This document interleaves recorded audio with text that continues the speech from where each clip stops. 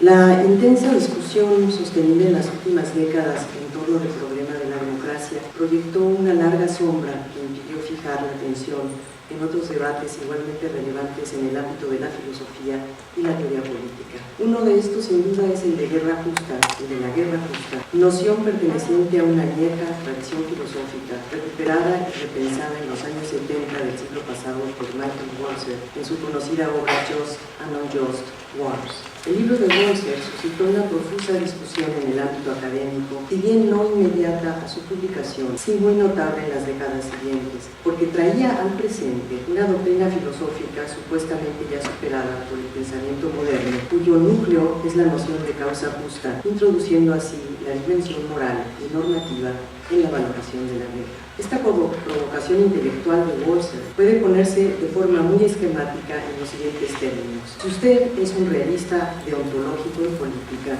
dirá que la guerra es un recurso ni bueno ni malo, sino legítimo cuando es conforme a la ley internacional, o bien ilegítimo si viola alguno de sus mandatos. En contraste, el defensor de la doctrina de la guerra justa incorpora un juicio moral según el cual la guerra puede ser justa o injusta conforme a ciertos principios que según la tradición, se han separado en dos partes: el derecho a la guerra o jus ad bellum y los medios de guerra o leyes de la guerra en el in bellum, jus in bellum. Algunos de estos principios, tanto los del ad bellum como los del in bellum, han sido recuperados desde luego en la normatividad internacional y otros han sido eliminados de la misma por considerarse inadecuados e incluso peligrosos. ¿Qué pudo llevar entonces al reciclamiento de la doctrina en el siglo XX? Son varias las razones a favor de adoptar hoy una concepción moral de la guerra como la proporcionada por la doctrina agustiniano-temista. Entre las más relevantes está la convicción según la cual el daño que producen las guerras es de tal magnitud que es imposible evitar el juicio moral sobre estas. El daño solo podría compensarse si se considera justa la causa por la cual se emprende una guerra. Otra justificación se apoya en la constatación de que la ley internacional ha sido incapaz de detener, evitar y en muchos casos castigar graves violaciones a los derechos de las personas. Apelar a una causa justa como la defensa de los derechos humanos se ha vuelto recurrente en las últimas décadas, dando lugar a las llamadas guerras humanitarias, una variante de las guerras justas. En tercer lugar, puede resultar muy conveniente para los intereses particulares de las potencias militares apelar a causas justas para dar la vuelta a la prohibición de hacer la guerra que se establece en la Carta de Naciones Unidas. Ahora bien, no solo en el ámbito de la política internacional adquiere presencia la justificación de guerras justas, también en los conflictos internos las partes enfrentadas esgrimen estas causas con el fin de justificar sus acciones. No son pocos los casos en los cuales la insurgencia de muy diversa índole enarbola causas justas para justificarse y combatir al Estado. Todo ello lleva a preguntarnos si es legítimo apelar a la justicia de la causa para emprender guerras más allá de si cumplen o no con la ley internacional. Reconociendo que no es la intención de este escrito responder de manera conclusiva a estas cuestiones, sino tan solo mostrar su complejidad, procederé planteando en primer lugar los tres grandes momentos que a mi juicio tuvo la doctrina de la guerra justa. En la segunda parte señalaré cuáles son las principales inquietudes relacionadas con la supuesta legitimidad de las guerras justas en el panorama actual. La noción de guerra justa aparece de manera temprana en la filosofía. Aristóteles la emplea para referirse a las guerras emprendidas por los siguientes motivos: autodefensa, obtención de recursos, esclavos principalmente, represalias contra los enemigos, ayuda a los aliados y para mantener el dominio y la gloria de la polis. La guerra justa era el mecanismo para restablecer un orden que Aristóteles consideraba natural, la superioridad sobre aquellos que son incapaces de gobernarse a sí mismos, según expresa en Política, libro quinto, Unidos. El pensamiento latino también contribuyó a consolidar la noción de guerra justa, principalmente en el ámbito de su fundamentación legal. La aportación de Cicerón a este respecto fue muy relevante. Consideraba que no hay incompatibilidad entre la búsqueda de la gloria del imperio y al mismo tiempo luchar por la paz, pues solo así podía justificarse la guerra. Pero es a San Agustín a quien se atribuye la paternidad de la teoría de la guerra justa y por tanto el punto de partida de una rica y compleja tradición en donde se mezclan doctrinas filosófico-teológicas y jurídicas. La cuestión central de la doctrina desarrollada por Agustín puede enunciarse así: ¿cómo conciliar el amor y la caridad moralidad cristiana con la necesidad del castigo frente a una acción injusta que atenta contra la ley divina o la ley civil. Y es que para el santo africano el mal es una constante presente en los hombres y en los pueblos. Sin embargo, el peor mal es el dejar sin castigo los pecados y las ofensas. De aquí brota un nuevo dilema moral: ¿cómo castigar sin caer en un ánimo vengativo y justiciero? En De Libero Arbitrio, Agustín defiende la idea de que estamos en posibilidad de reparar el mal, incluso por medio de la guerra, siempre y cuando ésta sea llevada a cabo por una causa justa y una intención correcta. Aunque a diferencia de los latinos, para San Agustín la guerra justa no solo reparaba el orden de tipo legal, sino el orden divino que había sido violentado. Surgen así los principios nucleares de la teoría de la guerra justa. La causa debe de ser justa, esto es, reparar el mal, el daño, la lesión y una correcta intención al emprenderla. Otro principio central será el de autoridad competente, según el cual le corresponde al soberano declarar la guerra para hacer valer la ley civil y la ley divina con el fin de evitar que sea el resultado de una acción irreflexiva o caprichosa para ejecutar venganzas. El segundo momento de la teoría de la guerra justa podemos situarlo en el siglo XVI, cuando sirve de marco conceptual al debate sobre la guerra de conquista en el Nuevo Mundo, en el cual participan teólogos y juristas de la talla de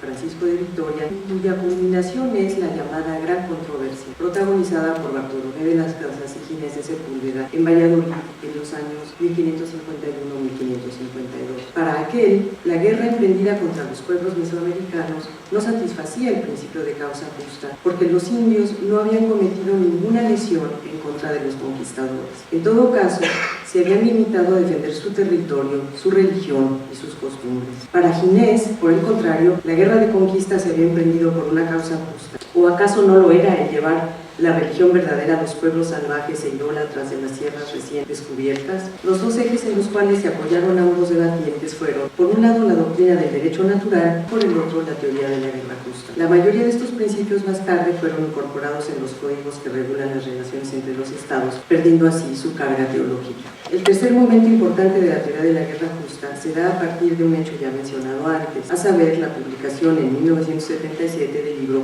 Guerras justas e injustas de Michael Walzer. El filósofo norteamericano comparte la intuición filosófica de la doctrina agustiniana de que si bien es cierto que la guerra es un mal, en ocasiones es necesario recurrir a esta para evitar otros males que pueden tener consecuencias aún peores. Es el caso de guerras civiles o interétnicas que provocan matanzas y genocidios, o de violaciones sistemáticas a los derechos humanos por estados totalitarios y fallidos. Situaciones de este tipo son caracterizadas por Walzer como emergencias humanitarias, a las cuales la comunidad internacional no puede permanecer indiferente y que por ende ameritan en casos extremos una intervención militar. Son dos sucesos los que terminaron de fijar esa noción, no solo en el horizonte político internacional, sino también en el ámbito académico. Los bombardeos de Kosovo por parte de la OTAN en 1999 y unos años antes, en 1994, el genocidio ruandés. En el primer caso, si bien no se pudo evitar que se cometieran crímenes de lesa humanidad contra la población civil, tales como violaciones múltiples, masacres y persecuciones, tampoco se puede achacar a la comunidad internacional, esto es Estados Unidos y sus aliados europeos, que hayan permanecido impasibles. No así en el caso de cientos de miles de muertes de tutsis a golpe de machete a manos de hutus, comunidades de la región montañosa africana de origen común, los Banyarwanda. En esa ocasión, las naciones coloniales como Francia y Bélgica y el resto de la comunidad internacional se lavaron las manos dejando su suerte a la población civil. Así, a partir de la última década del siglo pasado, se consideró crucial y urgente incorporar en la agenda de la ONU la discusión en torno de la posible legitimidad de las guerras humanitarias, para lo cual se han constituido importantes comisiones de expertos. En el terreno académico, los puntos de vista sobre este tema están divididos, podríamos decir de manera muy gruesa, en dos grupos. El primero congrega a los nuevos teóricos de la guerra justa, quienes consideran este un problema genuino, digno de ser atendido con las herramientas de la teoría jurídica y la filosofía política. El otro grupo, que podemos etiquetar como la línea crítica, reivindica el paradigma de la ley internacional basada en la soberanía de los estados y la validez del principio de no intervención. Rechazan el reciclamiento de la doctrina agustiniana como una teoría premoderna y teológica. En ambos grupos podemos hallar buenos argumentos, de manera que no es sencillo decantarse por unos o por otros. Sin embargo, el fracaso en que suelen acabar las intervenciones al provocar el recrudecimiento de la violencia en lugar de la instauración de la paz, le hace lo que está pasando hoy en Irak con el avance del Estado Islámico, lleva a pensar que la solución a las emergencias humanitarias tiene que buscarse más en evitar sus causas que en el empleo del recurso bélico, así sea el que conviene a las grandes potencias. Paso a la segunda parte de mi texto. Me propongo ahora señalar 3 cuestiones relevantes que plantea el reciclamiento de la doctrina y que en conjunto apuntan a la cuestión de su legitimidad. Primero, el uso político del término causa justa y las consecuencias que esto tiene en la práctica. 2, la unilateralidad de la causa justa, esto es, el supuesto de que solo uno de los contendientes puede enarbolar lo que le otorga a este una supuesta superioridad moral. 3, los efectos de la incorporación del discurso moral de la guerra a la normatividad vigente. En cuanto al primer punto, conforme a la doctrina clásica agustiniano-tomista, la noción de causa justa está íntimamente ligada con la idea de respuesta a una agresión previa. Así pues, es una guerra defensiva. Por tanto, una agresión militar jamás puede ser considerada como justa. De hecho, está consignada en el derecho internacional como un crimen, los crímenes de guerra.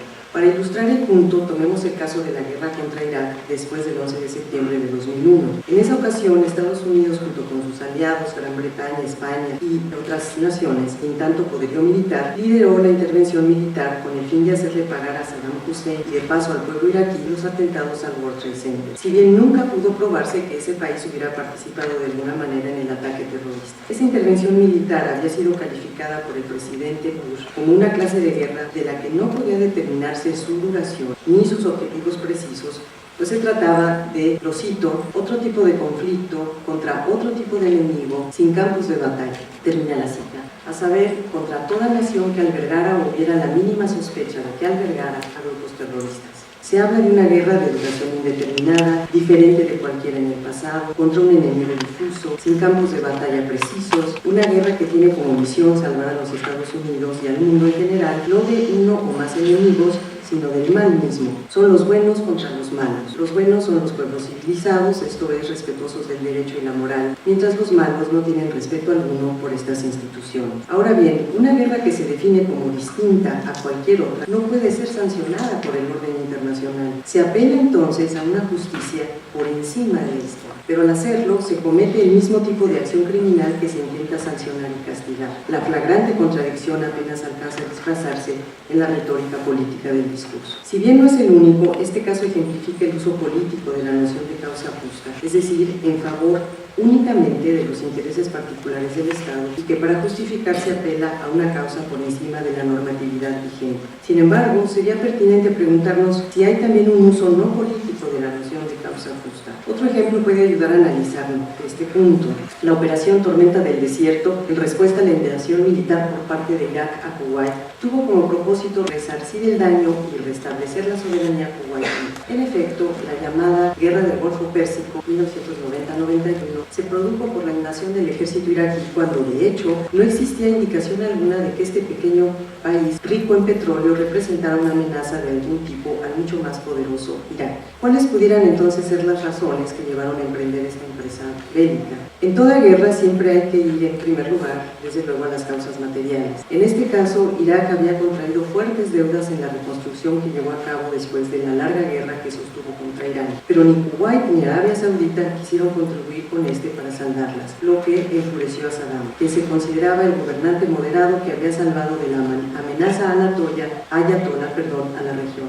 Otra razón importante fue que Saddam no podía estar tranquilo teniendo inactivo a su ejército, el que siempre podía volverse en su contra. Después de sopesar costos y beneficios, sus planes se ejecutaron en el caliente verano de 1990.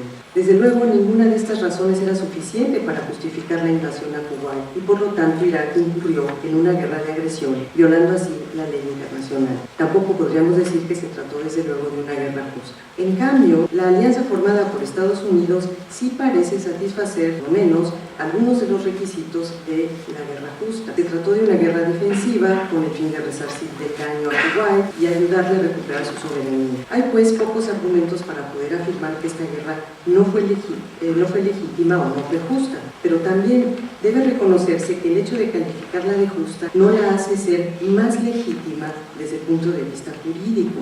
Esto me lleva a la siguiente conclusión. La noción de causa justa adquiere relevancia para quien la emprende solo cuando se intenta justificar una guerra que por la vía legal sería calificada de ilegítima. Una segunda conclusión es que la justicia de una causa de guerra no necesariamente implica su legitimidad, algo que ya había sido establecido siglos atrás por los teóricos de la guerra justa. Paso al punto B, que tiene que ver con la superioridad moral. El oponente más fuerte de la llamada teoría de la guerra justa es la teoría política de la guerra. Hobbes, Maquiavelo, von Clausewitz o Carl Schmitt coinciden en la idea de que la guerra es un asunto político en el cual no cabe la justificación ni la valoración moral. Lo que actualmente conocemos como derecho internacional se ajusta a esta visión en la medida en que considera como iguales desde un punto de vista jurídico a los contendientes en una guerra. Por lo tanto, no se requiere de una valoración moral sobre estos. En todo caso, a quien la emprende, sin que medie una seria amenaza, se le califica de agresor, pero no debería valer en su defensa el que abandere una causa justa. No obstante, como ya vimos, cuando una potencia ha decidido llevar a cabo una guerra ilegítima porque viola la ley internacional, recurrirá a esa noción intentando con ello colocarse en una situación de superioridad moral respecto de sus enemigos. El primer ejemplo aludido, la respuesta de Estados Unidos a los ataques del 11/9, ilustra sobradamente este punto.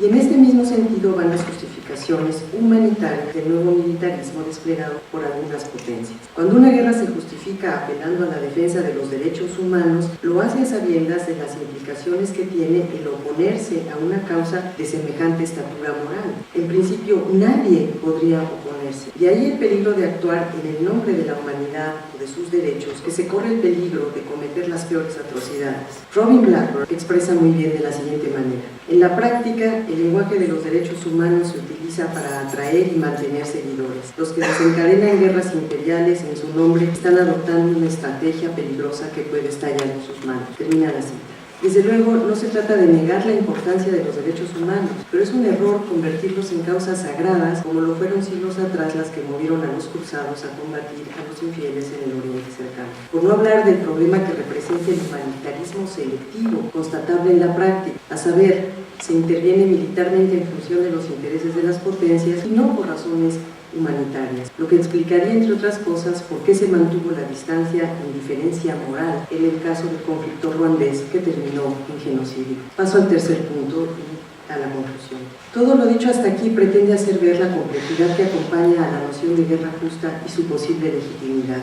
Parte de esa problemática se debe a que, de manera intuitiva, solemos aceptar la idea de que hay guerras, luchas o batallas que merecen emprenderse porque están inspiradas por causas justas. Muchos de los logros a nivel nacional e internacional se han conseguido después de que se libraran guerras, muchas de ellas cruentas y prolongadas. Si pensamos en los procesos de independencia, por ejemplo, no tendríamos asomo de duda en considerarlas por sus consecuencias empresas militares justas. De la campaña militar emprendida contra la invasión del ejército alemán a buena parte de Europa Central, no podríamos opinar en contrario. Fue una guerra justa cuya causa era liberar a esos países del flagelo nazi. Es difícil, pues, que podamos prescindir del concepto guerra justa y sus términos asociados. Igualmente, no parece posible que podamos abstenernos de proferir juicios de valor respecto de la guerra, sus motivos y consecuencias. Por otra parte, hemos visto que acudir a la justicia de una causa puede ser el pretexto idóneo para llevar a cabo guerras ilegítimas desde el punto de vista de la norma internacional. Las consecuencias de permitir este tipo de justificaciones son, de manera importante, el debilitamiento de las instituciones y del principio de soberanía en el que se debe apoyar la convivencia y el respeto entre los países. Si queremos conservar la noción de guerra justa, tenemos que partir de que no existe un criterio general, ni desde luego a priori, para determinar qué guerras lo son. En todo caso, la justicia se hará visible en el análisis de los casos particulares y cuando éstas hayan tenido lugar, es decir, las causas que se dicen justas, por ende, las guerras emprendidas en su nombre, lo serán realmente solo en el juicio de la historia. Muchas gracias.